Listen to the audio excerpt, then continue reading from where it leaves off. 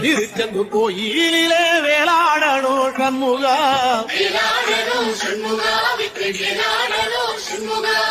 இல்லை ஆண்டான் பிள்ளை என வரம் கொடுக்கணும் சண்முகா கண்ணுபடும்படி சண்முகா இந்த காலம் முழுவதும் சண்முகா உன்ன நினைக்கிற சண்முகா நல்ல செல்வம் பொழிக்கணும் சண்முகா சொன்ன வரங்களை அள்ளி கொடுக்கிற கொடை வள்ளலே சண்முகா கோடி வணக்கம் சண்முகா பல கோடி வணக்கம் சண்முகா